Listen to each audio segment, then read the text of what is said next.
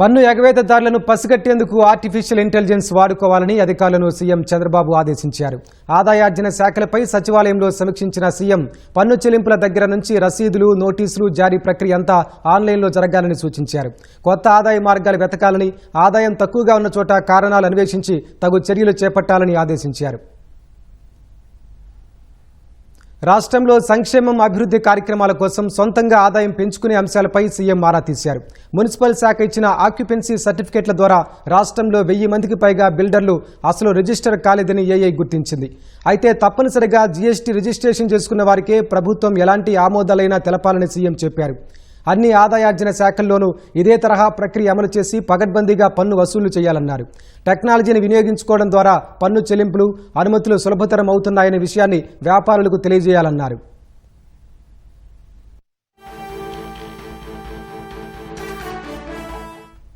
గత ప్రభుత్వంలో వ్యాపారులను వేధించడం కూటమి ప్రభుత్వ విధానం కాదని చంద్రబాబు వ్యాఖ్యానించారు. వారితో సమన్వయం చేసుకుంటూ నిబంధనల ప్రకారం రావాల్సిన పన్నులన్నీ చెల్లించేలా చూడాలన్నారు. పన్ను చెల్లింపుదారులు, జీఎస్టీ పోర్టల్, డేటా సెంటర్, ఏపీసీటీడీ ఇలా మొత్తం శాఖల సమాచారాన్ని ఏఐతో అనుసంధానించాలని ముఖ్యమంత్రి చెప్పారు. పన్ను చెల్లింపుదారులకు నోటీసుల జారీకి, గ్రీవెన్స్లు స్వీకరించడానికి ఏఐని వినియోగించి ప్రభుత్వ యంత్రాంగంలో మరింత వేగం పెంచొచ్చని సూచించారు. ఈ ఆర్థిక సంవత్సరంలో నిర్దేశించుకున్న రాష్ట్ర సొంత ఆదాయ లక్ష్యం 1,37,412 కోట్లను 100% ఆర్జించేలా అన్ని శాఖలు కృషి చేయాలని సీఎం చెప్పారు. 2023-24 ఆర్థిక సంవత్సరంతో పోల్చుకుంటే 2024-25కి గాను రాష్ట్రానికి సొంతంగా ఆదాయంలో 2.2% వృద్ధి నమోదైంది.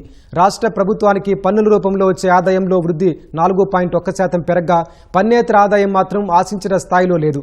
జీఎస్టీలో 4.9% వృద్ధి, వృత్తి పన్నులో 15.2% వృద్ధి, ఎక్సైజ్ ఆదాయంలో 24.3% వృద్ధి నమోదైంది. కొత్త ఎక్సైజ్ పాలసీ ప్రకటించిన దగ్గర నుంచి ఆదాయాన్ని పరిశీలిస్తే ప్రభుత్వానికి వచ్చే ఆదాయం గతం కన్నా మెరుగుపడింది.